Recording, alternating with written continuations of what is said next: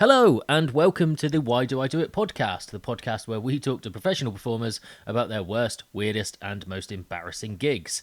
I'm Ben Milden, and that who you just saw was Henry. Henry's my dog. You'll meet him later on in the episode where he offends this week's guest, which is the brilliant Scott Bennett. Scott Bennett is a fantastic comedian. Seen him lots of times, always brilliant. He's performed for us at the Torquay Comedy Club as well. He really was. Everyone thought he was on his massive trajectory to get his big break in comedy and just take the world by storm. And then the pandemic happened. Since then, he started performing comedy from his shed. He's on week 17 at the point of recording this, so that's 17 hours of comedy. Every week he does a whole new hour, and it's always fantastic, so definitely check that out. In this episode, we talk a lot of stuff, really, a lot of really great stuff. We talk about him performing with the likes of Rob Brydon and Jason Manford. And we talk about a weird decision someone took to book him to support legendary singer Englebert Humperdinck. There's a lot of really funny stuff in this episode, so definitely check it out. We've got loads more great stuff coming up, so make sure you hit subscribe, like, share, download, tell your friends, put a YouTube comment, all that you can. Let us know if you like it at info@torquaycomedyclub.co.uk, and we get back to everyone. Let us know if you want to see anyone on the episodes. But for now, just sit back and enjoy as we speak to Scott Bennett. Hello, Scott. Hello. Good afternoon. Hello. Good afternoon to you. Thank you for coming on. Pleasure. Absolute pleasure. Thank you. So as the first little bit of the podcast, can you just, for people that might not know who you are, can you just give a brief history of your comedy career to date? Oh my God. It started in 2000 and late 2009, and then basically been going 10 years, but worked my way up as you do in most people doing comedy, and sort of supported major people, writing for major people, done lots of interesting, exciting projects, and then stopped in March 2020 when the pandemic hit, and basically started doing gigs from my shed, and that brings us right up to date. So lots of enthusiasm, fantastic career, on an upward curve, ended up shouting into a webcam in a shed. That's the sort of general footnote to where I am at the moment, mate.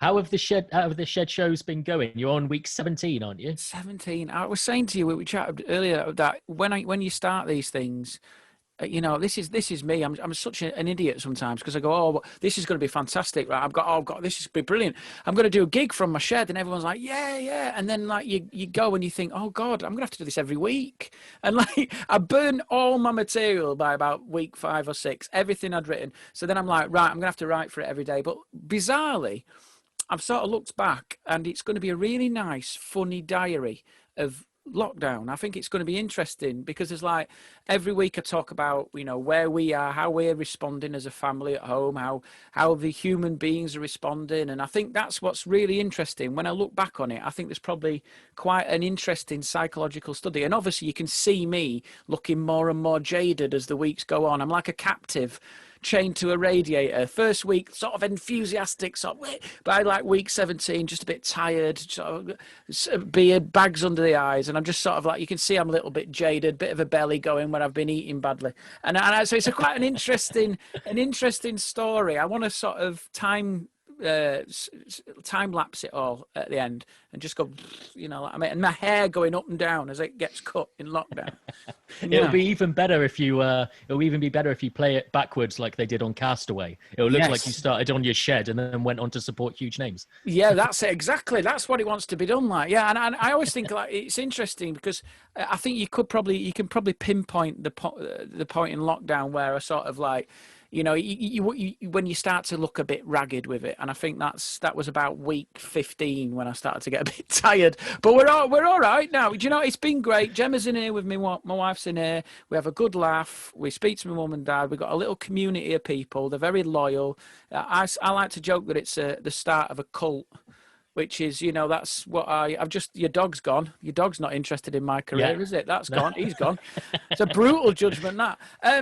But I'm not going to get that interview with Horse and Hound now, am I? And so I Yeah, I think that's interesting is like we sort of you build like a little, it's like a cult we're building at the moment, and like people are like really sort of writing in and sending photos in, and we've got like a little community, and I think once this finishes, I think we'll take that with us. We're making it into a podcast, so we will do something every week from here for as long as I can see it, because I think it's a really good vehicle for doing what I'm doing.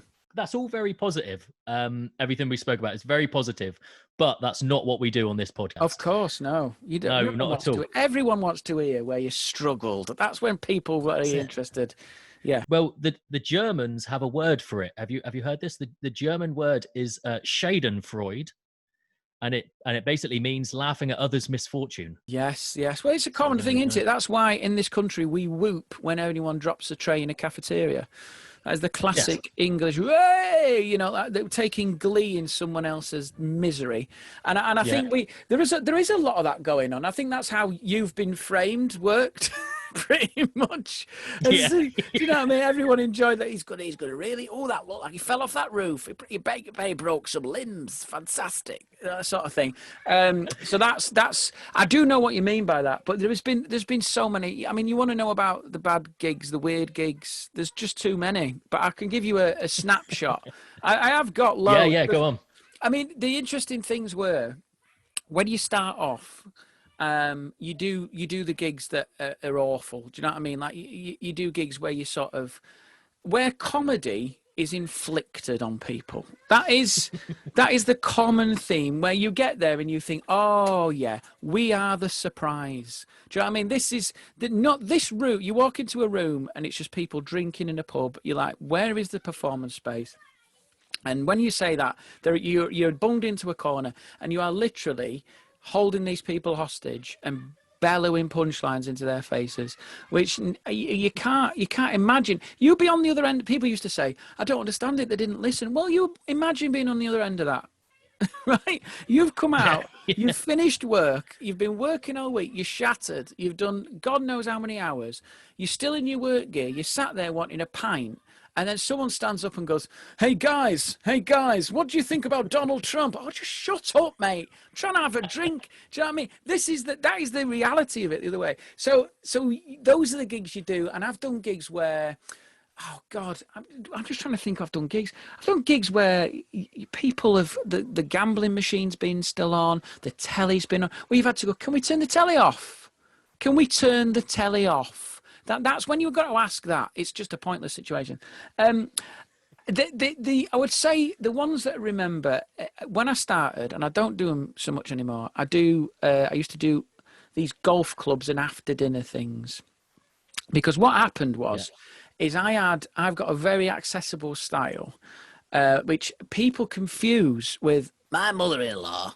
They get confused because what happens is when they're trying to book people for these things, they have to book newer people because they want people that can do it for a bit less money. When you're starting out, if someone offers you, 300 quid to do a golf club, you're like, oh my God, this is incredible, and you realise it's not. It's like it's so cheap for what these after dinner guys do, and they look for someone new, and they but then book you, and really what they want is someone to go up and go, my mother-in-law, and just reel off pub gags. What they want is pub gags, and they get you, and you in that environment look like Ross Noble.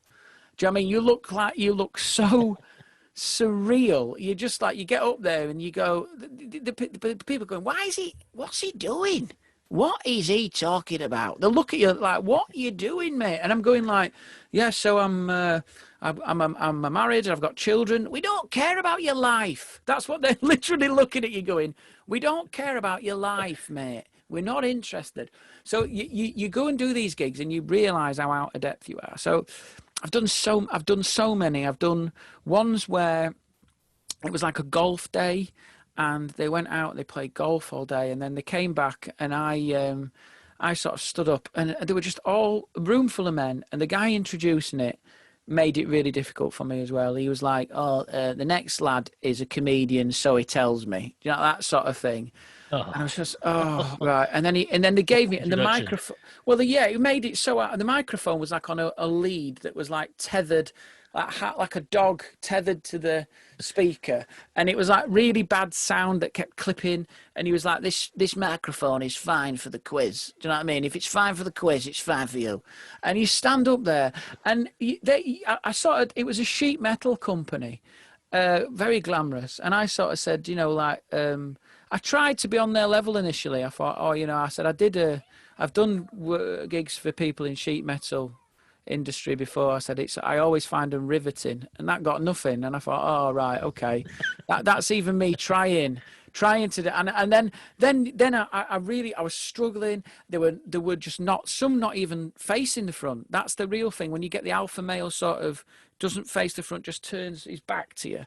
And then I thought, I'm going to chat to him. So I tried to chat to him, and one of them said, "I'm not helping you." That was his response. So he knew full well what you were trying to do. He knew what I was trying to do. And he just point blank. Basically, I was jumping out the plane. That was my parachute, and I went, "All right, mate. Can I? What do you do for a living?" "I'm not helping you." Brilliant. That's that lifeline gone. And I just stood and tanked for must have been about 45 minutes. It felt longer. Oh, and it was just awful. It was absolutely awful. And the thing was as well is that what you got to realize, that what's really interesting, we went through all this. I got 0 laughs, nothing, silence. Right. At the end, sat down, and at the end of the whole thing, got paid, and there's like a reluctance to pay you. They're like almost like they give you the money, but they're like, because they know that you've died. But then I had an email. Then they went, "Oh yeah, do you want to do it again next year?" No. Oh, yeah, I'm guessing you didn't say No. But what were you thinking? This is the point. This is the lesson you learn. The lesson you learn is they don't know what they're watching. That's the brutal truth. Yeah. So they don't know that it's shit or it's not going well, basically. That's the truth. Did they know there was comedy on that night, or did you spring it on? Well, was it sprung upon them? This is the funny thing about it, is they have Sportsman, who's obviously someone famous that they all respect. He gets like a massive wedge of money in an envelope. Then they had 3-course meal like this. Then they had raffle. And then at the bottom they went, a comedian. So I'm not even above a roast dinner. Do you know what I mean? I'm warm up to meat and 2 veg. When that's that situation, you just think, well, you're screwed, aren't you? And then they keep pushing you back further and further back. So you get you're meant to be doing the raffle. So you're meant to be before the raffle. And I didn't know at that point. When you're a comic, you have to be quite bolshy and say, I need to go on before the raffle. Otherwise, it gets really difficult for me. And they don't care. They just bung you on. So you're getting up there. The day's done. The night's done. It's like 10:40 or 10:50. And they go, right, here's your comic. Yeah. And they literally just sacrifice you. They might as well have said, here's your comic. He's going to die on his ass for everyone. Here he goes. And literally just bung you out there. And it was awful, mate. It was absolutely awful. And I still remember that feeling of just silence, just being stared at is the worst thing. So that and I've had 3 or 4 of those golf dinners. All surrounded like the after dinner type thing. Yeah, all the after dinner thing. And that's the problem, is that the difficulty you get is they, like I said, they don't know what they're watching, and equally a lot of it is that I think that comedy's moved on, and a lot of those events haven't, in a weird way. They're sort of stuck in the 90s or the 80s, or maybe even the 50s and the 60s, I don't know. And there's nothing wrong with that. The humour they laugh at is still humour, but it's been the first time where I ever stepped back and gone, maybe comedy doesn't work sometimes. Maybe it is impossible, and you play it in your head where you think, well, how could I have done it better? How could I have been how could I have made that gig more playable? But sometimes the bottom line is you are not the act they want. That's the truth. Yeah. So you learn that level of acceptance as well. And sometimes when I did them after that, And I had that same thing of them looking at me like, what is this? What is this? I actually had a bit at the start. I wrote a bit at the start about being a disappointment and people being angry that I'm even on.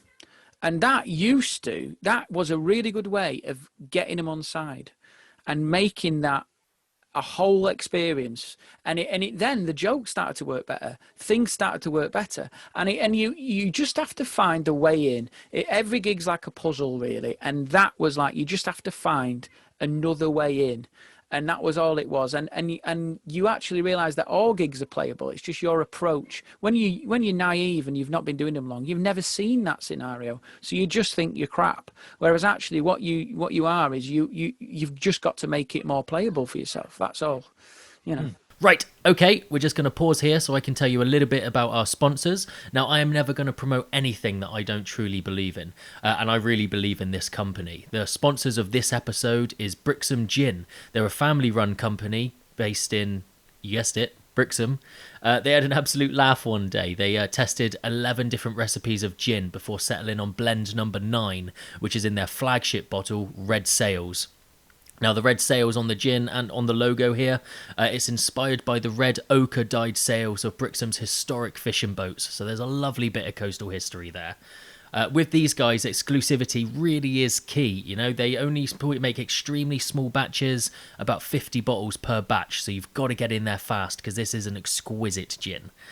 From their seaside unit in Brixham, they do absolutely everything. You know, they prepare the ingredients, they test it, they bottle it, and they label it, and it's all done by hand. You don't get that very much anymore. They don't just do gin, they do hand sanitizers, they've got gift packs, they've got t-shirts. You know, they do absolutely everything. There really is something for everyone. And even better, because you're a listener of this podcast, they're giving you 10% off their gin. All you've got to do is visit brixhamgin.net and enter discount code YPOD. That's WHYPOD, YPOD, at the checkout and get 10% off. Now, back to the episode. And there's been I've got more. If you want more horrendous gigs. Yeah, go on. Let's hear them. Get them off. Right. This is sort of like therapy, this. It is therapy. Because the problem is, I think some promoters, not yourself, obviously, Ben, you're credible, but they will put gigs on anywhere. They will literally, someone will go, I've got an abattoir, right? I'll move the meat. And then we'll get a microphone in, a couple of torches. It'll be a cracking night, and people will go, "Yeah, let's do it. Let's put comedy on." And you people that you look at some venues and you think they don't need comedy. They need like grand designs and a budget. That's what. Do you know what I mean? Comedy's got no place here. Look at the state of the place, and I think that's what some promoters are guilty of. Them putting gigs on where you think this isn't a gig we're doing here. This is people screaming into an abyss. This is mental illness. This is with a microphone. And I did one. Oh God, this was funny, man. Because here's the other thing is, I want to say, some gigs look like they're nightmares, turn out to be great. That's the thing about gigs. Other ones look amazing, turn out to be horrible. So you get that. You can never predict it, which is why all comics, no matter what level they're at, if they walked into a gig, this is the thing about comics, if they walked into a gig, right, and there was people, I don't know, hanging off the light fittings, people dancing around, people throwing stuff, fighting, in a comic's head, they think, I can get them. That's how naive we are. I can get these people. I can absolutely get these people. So I've got two. One is a mate who organised this gig. It was in Chesterfield, and it was in this little bistro, and he made it sound beautiful. Like I said, it's going to be in a little bistro. You know, it's going to be on the high street. It's going to be a bistro. It's going to be lovely. There's going to be, you know, a couple of, it's going to be maybe 50 or 60 people. Run through some new material. I was like, okay, yeah. You know, try your Edinburgh show out. It's going to be really good. It's going to be like a speakeasy, okay? It's going to be fantastic. Right, I was like, okay. He said, and then this was the best thing. So I'm driving along, and I pass this bistro pub place, and in the window is just like, it looks like Shaun of the Dead. There's people pressed against the window, and all you can see in the middle of this melee is a man with a microphone. And I'm like, that can't be the gig. That's ridiculous. And so I message him and go, I've just gone past the gig. Tell me it's not that gig, right? And he went, I don't know how to tell you this. I went, that is the gig, isn't it? He went, yeah, that's the gig. They wouldn't shut the pub. So they wouldn't shut one side of the bar. So on one side of the bar, you had people literally drinking, and they backed on to a corner, which was like a little pallet stage with about 25 people who wanted to be in the gig. That side still had music on, like a DJ music. Oh. It was like, I said to him, what is this? This looks like a war. Like, this is genuinely like a war zone. And then the best thing was, I said, how do I even get in the building? He says, well, you can't come through the front door because there's people stood against it. Right. So you're going to have to come. So I had to come through the kitchen. There was nowhere to stand, nowhere to get to the stage. And then when I still did the gig. So he brought me on, and you have to squeeze through people. And do you know what? The weird thing is once I started, the people in the other side drifted into my side. It was weird. I adopted them, and it became a really weird. It was like, the only way I could describe it is, when you used to they used to do break dancing in the middle of Brooklyn, and they used to put down a ghetto blaster. I felt like I'd sort of won some sort of rap battle, like I got them over. And then it was a good gig. It was like a fun gig, but it looked like unplayable. And it's amazing. After a couple of minutes, it sort of became a gig. And this is the thing, like, you go on the face of it, if you were like famous, you'd have gone, no. And maybe there's a lesson there. Sometimes you have to turn your back on it. But it was just like that was one that was going to be a nightmare, but wasn't, So it can work two ways, can't it? Yeah. So it seems like, of all the places to have that sort of heckle that you had at the golf club, the second one is where you would expect it.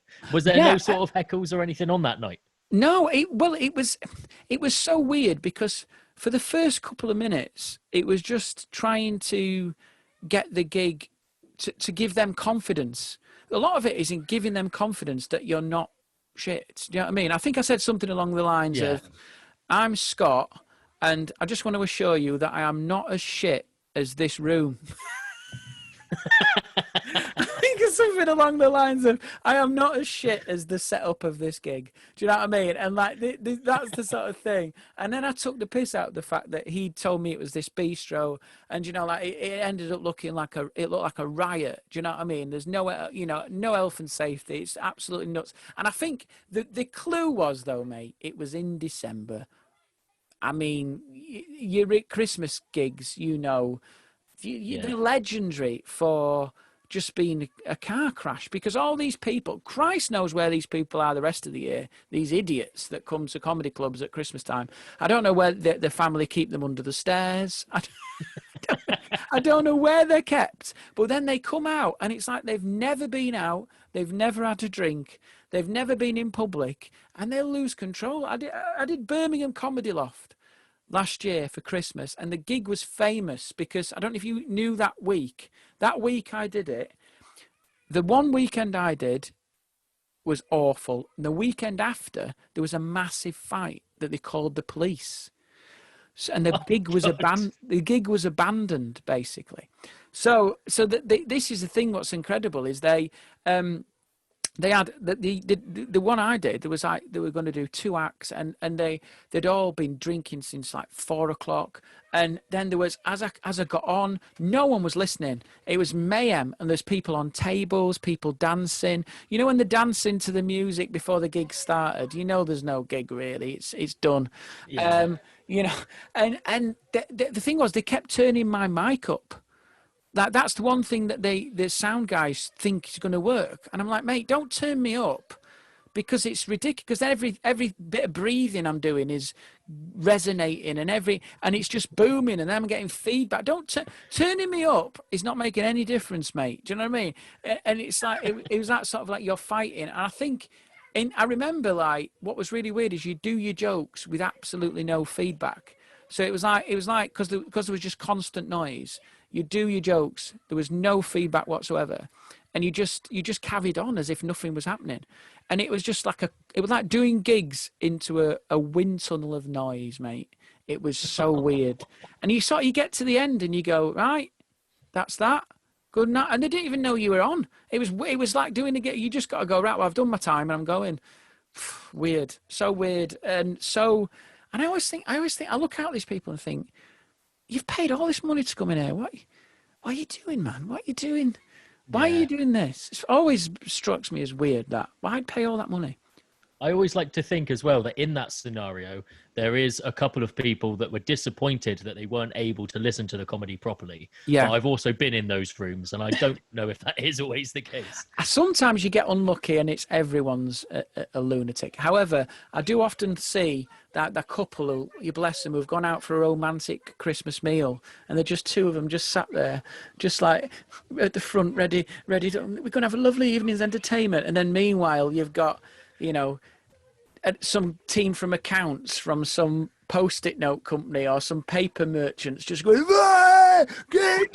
just like spilling pitchers of beer onto the bloke's head. And he's just like, I just want to have a nice evening with my wife. We've got a babysitter and everything. And they're just going, get down, people fighting. And in the middle, he's just there trying to, we should have gone to a different club. It's just awful. But you do think, because it's just, as soon as you see you walk in, you see the long tables and the Christmas hats, and you just think, oh, we've got Kevin from accounts. Anyone who's still wearing a lanyard is going to be an absolute arsehole. You get your lanyard off, mate. You're not getting a promotion in here tonight. Do you know what I mean? What you doing? And you always go like, oh, he's the boss. You ever go at the boss?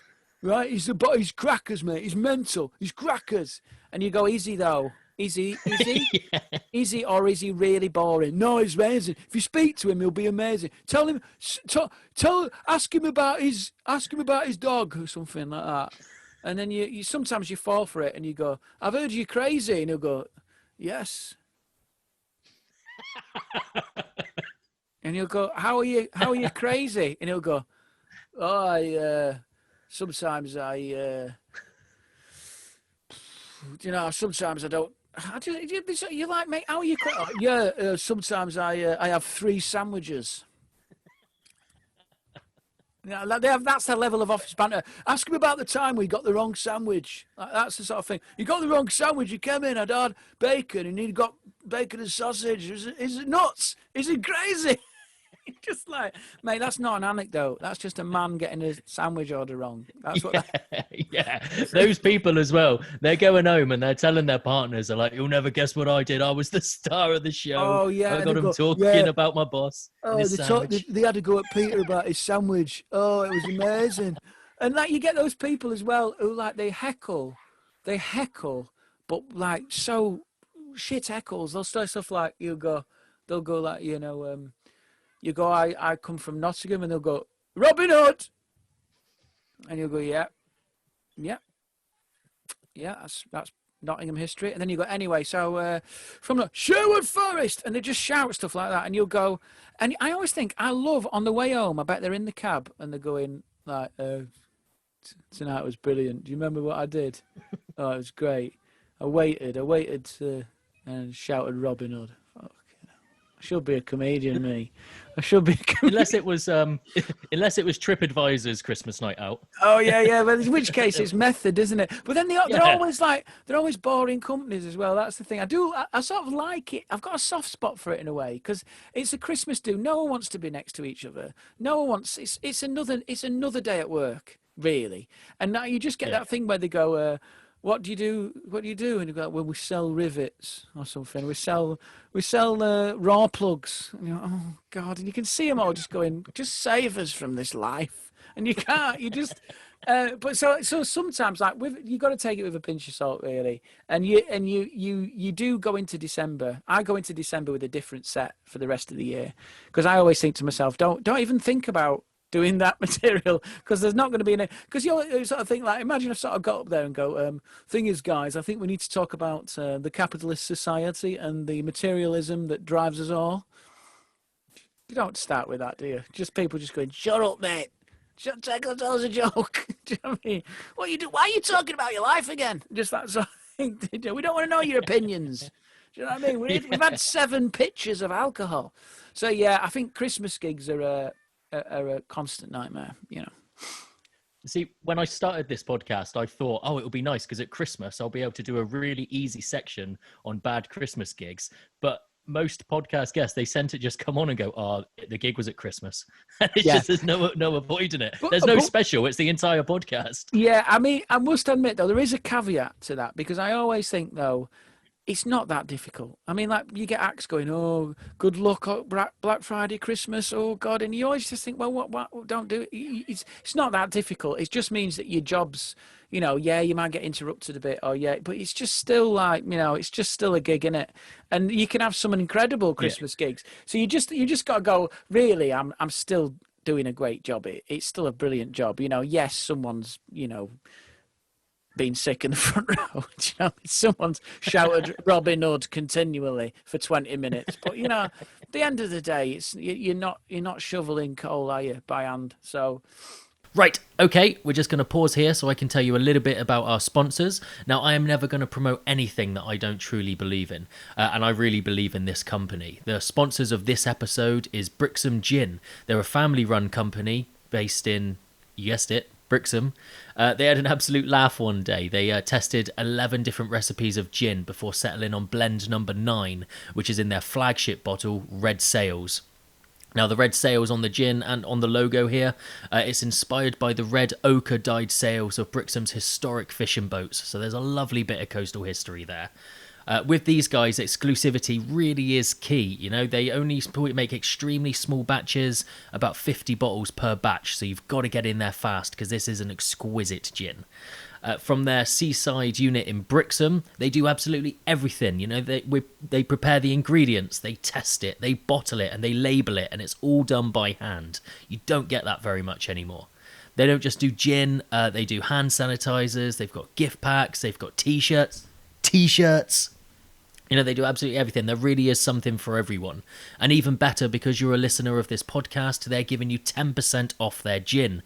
All you've got to do is visit brixhamgin.net and enter discount code YPOD. That's WHYPOD, YPOD, at the checkout and get 10% off. Now, back to the episode. Yeah. So this is a very, very quick one. This is the pièce de résistance, this. So this just shows you sometimes that everything can be perfect apart from you being mismatched with the audience, right? So I remember I was offered, and I talked about this on my last tour show, I was offered warm-up work for Englebert Humperdinck. At a golf club? No. Bizarrely, it would have worked at a golf club. It was. Yeah. This was the thing. It was at the Drury Lane Theatre in London, incredible venue. And I just thought to myself, like, when it came through, I was like, 82-year-old crooner and me, who, I don't even know why they came to me, why they think it would work. It is like, literally like a tap dancer opening for the Wu-Tang Clan. And it is that level of sort of idiocy. And like, I had to sort of ask who he was. Like, my mum and dad were like, oh, he's amazing. Like, he's a legend. And I was like, this... But then I had in my head, I was like, Torquay, those old dears love me. You never know. You never know. But what I didn't realise was, fans of Englebert Humperdinck, these are like, they're diehards. They only want Englebert. They don't want anyone else in the room. And like, I got down there to the Drury Lane, and this is what rubbed it in. In the dressing room, on the mirror, was the running order for like Michael McIntyre's Big Show with all these comics that had done spots. So I was looking at all that. And then I looked, and mine was like, Scott Bennett, Englebert Humperdinck. And I was like, I am so far away from where I want to be. But the reason why I did it, Ben, was because it was good money. And but the thing was, and I thought, I was waiting, I was thinking, this is going to be weird. They're like, you're going to have to introduce yourself on. And I came out, and literally, they so confused. They were so confused. Just I could hear hearing aids, just these old, you've never seen true disappointment until you've stared into the eyes of all these pensioners who are expecting you to sing and you never do. There was no explanation. There was no explanation of that it was comedy. They just literally looked at me going, what is he doing? And it went on, and I did 20 minutes. And even at the end, then Engelbert sort of looked over, and I'm sure he sort of went, "What the hell was that?" Just even he was confused, and then he came on, and they went mental, and he was just like Engelbert Humperdinck. I went all the way down there to London, and I was like, "That is Engelbert Humperdinck." So yeah, that was a complete mismatch. One person sent me a message afterwards saying they really enjoyed it, and it was this old dear who sort of said, "We didn't expect comedy." But I'm just going to say that some of the older Engelberts are diehards. She sort of said that I can't remember what they called them. There was a name for these fans, and she says, "But we really loved it. Me and my husband, we're both retired. We're in our 70s." It's like, oh, we're from Torquay. So there you go, mate. That is pretty much my whistle-stop tour of weird gigs there, right there. I love that. That's so good. That's brilliant. Yeah. The final piece of this podcast is we're now going to score. We're now going to give you a score. It means nothing. Okay. But we're going to give you a combined score, and I'm gonna combine all of the stories you've told me. So we've got sheet metal gig. Yeah. We've got Christmas Carnage. Yeah. And we've got Engelbert. What on earth are Engelbert fans called? Because you've got Beliebers, haven't you? What would an Engelbert? I don't know what they're called. There is a collective name for them. I don't know if they're the Engelbert. Oh, what are they? Humperdinkers. There is a name for it. There's definitely a name. Humperdinkers. I think it might be a Humperdinkers. Humperdinkers. You wouldn't get that on a T-shirt, would you? They went, because he literally, honestly, I finished. I walked off the stage. Then there was a short interval. And all I could hear him just this quick came in, crazy. Just walked out, and the place just went mental. And I was like, "Oh, brilliant!" And I sort of went home on the train on my own, just going, "That was so bizarre to do that gig." I still can't get past it really in my head, thinking why didn't I even consider this was going to be? And you knew in the first minute when I sort of said, I said something along the lines of. I don't know. I can't even remember the first joke. I said something like, "Yeah, I know. I was expecting Engelbert Humperdinck as well, or something." And they sort of just looked at me as if to go, "Well, where is he then?" And I was like, "No, I'm joking." Like, I mean, I was gonna say I was his son or something. Do you know what I mean? But then I think I made the mistake as well of sort of like saying how old the audience was. That didn't get me on side. So straight away they were angry about that. Do you know what I mean? I think it'd been better if I'd have gone out and done bingo. If I'd have done a quick game of bingo, I think they'd have gone wild for that. Do you know what I mean? Loved it. We like the lad with the bingo. Is he touring with Engelbert, the bingo boy? The bingo boy with his own with his own machine. Awful. Well, the fact it still bothers you is one of the scoring systems. So we've got mental scars. So mental scars purely from Engelbert. I'm gonna mark this a solid 5. Yeah, I'm gonna mark that a solid 5 out of 5. Yeah. For your mental scars. I had to have Engelbert. I've had Engelbert therapy where it's like cognitive. So you sort of they give you different albums to wean you off. So they give you sort of Barry Manilow records, Joe Longthorne. They try and bring you back to the normal world, right? They're trying to get you on a trajectory so that you end up like Michael Bolton, and then you're back to being a normal human again. The Enya phase has got to be difficult. Yeah, you got 2 weeks of Enya, taken in between meals, and then you might actually become a member of the community again.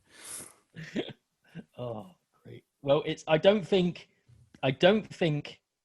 it's had mental scars, but I don't think it's changed you as such. But you did mention how the golf club gigs had changed you. So that's got to say as a 3. So that's a 3 out of 5 for that. And the last one is the cringeworthiness. And the cringeworthy, it's high up there. It's a good collective score because that's a solid 4 for cringeworthy. So all in all, you've scored a total 12 out of 15. Yeah, there we go. I don't know what it means. There we go. No one does. But I feel like I'm going to get like a Top Gear, like your fastest lap little thing here. Oh, the omelette little name on it. Omelette challenge on Saturday Kitchen. That's more my 31-second omelette that's going to give you E. coli or salmonella. That's the Yeah, they never looked good, did they? No, awful, runny. An omelette should be runny, mate. It shouldn't move. An omelette. Do you know what I mean? It should be rigid. It should have some sort of solidity to it. But yeah. Yeah. But lovely. This is this has been great, and I've really enjoyed this. Thank you. I feel like you've opened up, which has been really nice. And, Always do it. Always a chance to open. I always open up when I'm in the shed. It's my little. Good. It's my little counselling space. Chipboard counselling too. The bingo boy opens up in a shed. That's your merch. There we go. Indeed. Thank you very much for coming on, mate. Thank you. Thanks, pleasure. Take care, mate. Cheers. Bye-bye. Bye.